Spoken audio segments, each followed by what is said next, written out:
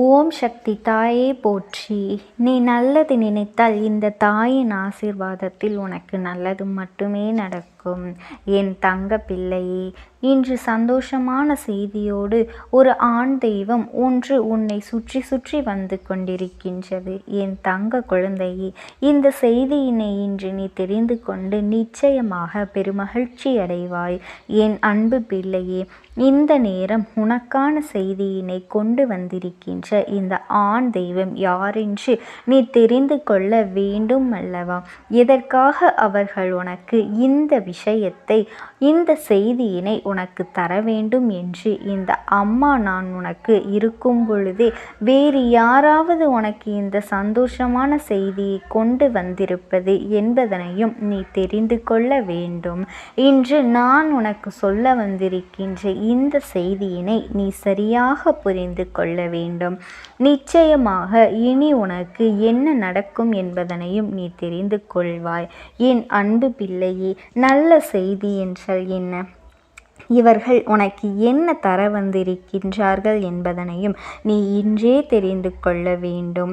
அம்மா உன்னிடத்தில் ஒரு விஷயத்தை சொல்கின்றேன், எடுத்து சொல்கின்றேன் என்றால் காரணமில்லாமல் என் பிள்ளைக்கு எப்பொழுதும் மனதளவில் சில மனிதர்களுடைய எண்ணங்கள் என்னவாக இருக்கின்றது தெரியுமா?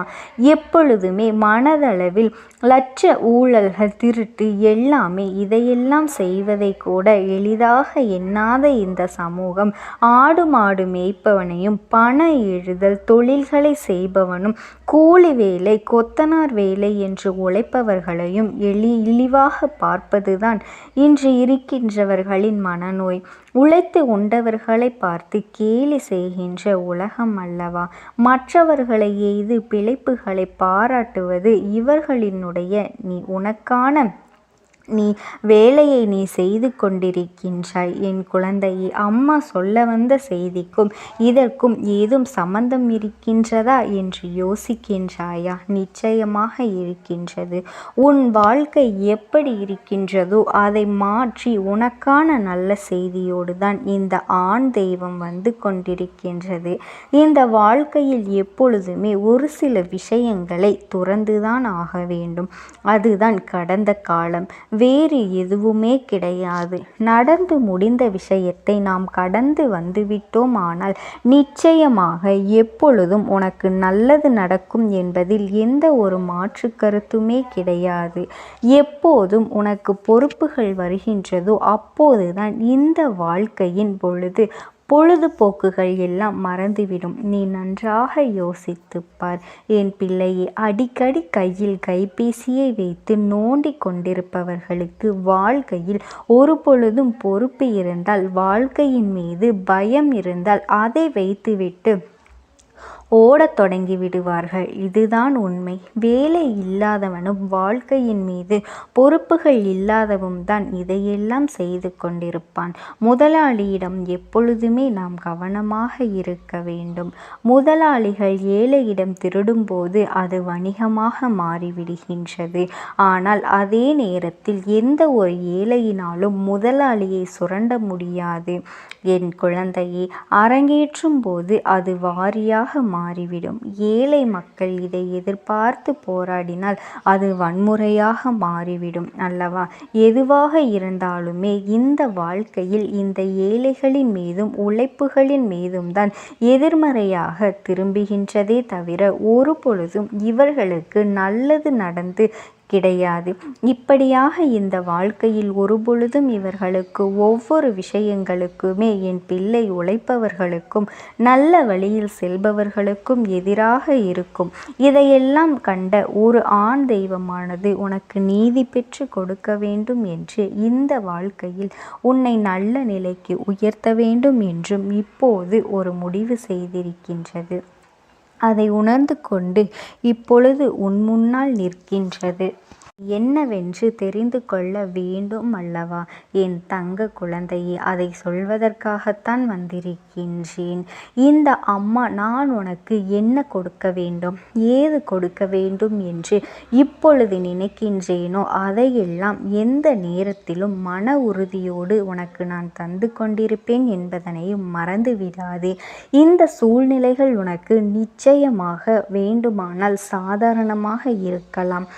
ஆனால் இந்த வாழ்க்கையில் ஒவ்வொரு நாளும் உன்னை தேடி வருகின்ற சில உண்மைகளை நீ என்னவென்று தெரிந்து கொள்ளும் பொழுதுதான் நிச்சயமாக இந்த வாழ்க்கை உனக்கு என்ன கொடுக்கின்றது என்பதனையும் என் பிள்ளை நீ புரிந்து கொள்வாய் அல்லவா? ஒரு ஆண் தெய்வம் நீ பட்ட கஷ்டங்களை எல்லாம் மருந்தாக உனக்கு சந்தோஷ செய்தியினை கொண்டு நிற்கின்றது.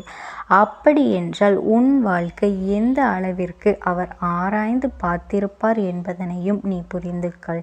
என் குழந்தையே, வாழ்க்கையின் யதார்த்தத்தை நீ புரிந்து கொண்டு என் பிள்ளை எதிர்ப்புகள் எல்லாம் காணாமல் போய்விடும் என்பதனை நீ மறந்து விடாதே. வாழ்க்கை என்றால் எதிர்ப்புகள் இருக்கத்தான் செய்யும் என்பதனையும் நீ மறந்துவிடக்கூடாது.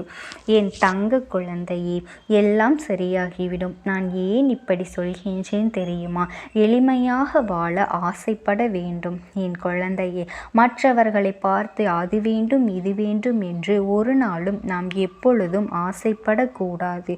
அப்படி ஆசைப்பட்டாலும் நமக்கு நிச்சயமாக அது நடக்கப் போவது கிடையாது என்பதுதான் உன்னுடைய எண்ணமாக இருக்கின்றது அல்லவா? ஆசைகளை படுவது தவறு கிடையாது. ஆனால் அது நடக்காது என்று நீ நினைக்கின்ற உன்னுடைய எதிர்மறை எண்ணம்தான் உனக்குள் எதையும் கொண்டு வந்து கொடுக்காமல் விட்டு விடுகின்றது என்பதனையும் நீ புரிந்து கொள்ள வேண்டும். எந்த விஷயம் வேண்டுமானாலும் இந்த வாழ்க்கையில் உனக்கு கிடைக்க வேண்டும் என்றாலும் அத்தனையும் மனதைரியத்தோடும் தன்னம்பிக்கையோடும் நீ எதிர்கொள்ள வேண்டும். அப்படி நீ எதிர்கொண்டால் மட்டும்தான் அது உனக்கு உறுதியானதாக கிடைக்கும். உன்னுடைய தவறுகளை உன்னிடத்தில் சொல்பவர்களை ஒரு பொழுதும் நீ இழந்து விடாதே. அவர்கள் நீ மற்றவர்களிடத்தில் தலை குனிய கூடாது என்று எண்ணுபவர்கள் என்பதனை முதலில் புரிந்து கொள். என் குழந்தையே, இங்கே நீ செய்யும் தவறு செய்யும் பொழுது அதை கூட சரி என்று சொல்லி உன்னை நடுத்தெருவில் இழுத்து விடுகின்றார்கள். இங்குதான் இருக்கின்றேன். நீ செய்கின்ற தவறுகளை எல்லாம் சரி என்று சொல்லிவிடாமல் தவறை தவறு என்று உனக்கு எடுத்து சொல்லி உன்னை நல்வழிப்படுத்தி திருத்தி வருகின்றவனுக்கும் இங்குதான் இருக்கின்றான். இதில் நீ யாரை தேர்ந்தெடுப்பாய் தெரியுமா? நீ செய்கின்ற தவறை சரி சரி என்று சொல்லி உன்னை தூண்டி விடுபவனை தான் நீ தேர்ந்தெடுத்து வைத்திருப்பாய். நீ செய்வது தவறுதான் என்று எடுத்து சொல்கின்றவரை இதுதான் உண்மையும் கூட. நல்லது செய்கின்றவர்களை அருகில் விடாமல் தீயது செய்கின்றவர்களை எப்பொழுதும் தோள் மேல் கை போட்டு உன்னை அழைத்து செல்வது தானே உன்னுடைய வேலையாக இருந்தது. இப்படியெல்லாம் வாழ்க்கையில் ஒவ்வொரு மாற்றங்களையும் நீ காணும் போதுதான் உனக்கு பல பிரச்சனைகள் வரத் தொடங்கியது. உண்மைதானே? உனக்கு பிரச்சனைகளை எல்லாம் உனக்கு வரும் பிரச்சனைகளுக்கெல்லாம் நீ மட்டும்தான் காரணம் என்பதனை முதலில் நீ புரிந்து கொள்ள வேண்டும். உன்னுடைய பிரச்சனைகள் எல்லாம் இந்த வாழ்க்கையை விட்டு நிச்சயமாக வெளியே செல்ல வேண்டும். உன் பிரச்சனைகள் ஒவ்வொன்றும் நிச்சயமாக இனிமேலாவது இந்த வாழ்க்கையில் உனக்கான மனநிறைவை கொடுக்க வேண்டும் என்பதனை முதலில் நீ புரிந்து கொள்ள வேண்டும். அப்படியானால் இந்த நேரம் உன் வாழ்க்கையில் நிச்சயமாக என் பிள்ளை இருக்கின்ற அத்தனை தீமைகளையும் கறந்து களைந்து உனக்கு நல்லது நடக்கின்றது என்பதை சொல்ல வந்திருக்கின்ற அந்த ஆண் தெய்வம் யார் தெரியுமா? என் குழந்தையே, உன் குலதெய்வம். என்னை தாண்டி ஒருவர் உனக்கு நல்ல செய்தியினை கொண்டு வந்து நாம் சர்வசாதாரணமாக நினைத்துவிட முடியாது அல்லவா? நிச்சயமாக இன்று உனக்கான நல்ல செய்தியை கொண்டு வந்து நிற்பது நிச்சயமாக அந்த ஆண் தெய்வம் இந்த முருகப்பெருமானின் ஆசியோடு. எண்ணங்களும் குணங்களும் என்னவென்று தெரியும். அவர் தீங்கு செய்கின்ற பிள்ளைகளை ஏறெடுத்து பார்க்க மாட்டார். அதே நேரத்தில் ஒரு சிறு துளி அளவு கூட நல்ல விஷயத்தை நீ ஒருவருக்கு செய்து விட்டாயானால் உன்னை தலைக்கு மேல் தூக்கி வைத்து கொண்டாடுவார். மனமகிழ்ச்சி அடைந்து நீ வேண்டிய வரங்களை எல்லாம் உனக்கு அள்ளி கொடுத்து விடுவார். என் தங்க பிள்ளையே, எத்தனையோ முறை இந்த வாழ்க்கையில் உன்னை தேடி வருகின்ற நேரம் இந்த தெய்வம் அந்த கந்தன் உன் வாழ்க்கையில் நின்று கொண்டிருப்பதை என் பிள்ளை உன்னால் உணர முடிகின்றதா? உணர முடியவில்லையா? நீ எதிர்பார்க்கின்ற பல விஷயங்களும் நிச்சயமாக பல நல்ல தீர்வுகள் இவர்கள் மூலம் உனக்கு கிடைத்திருக்கின்றது என்பதனையும் நீ மறந்துவிடாதே. என்றோ ஒரு நாள் உன் வாழ்க்கையில் நிச்சயமாக நல்ல விஷயம் என்று இவை எல்லாவற்றையும் நீ சற்று சிந்தித்து பார்க்க வேண்டும்.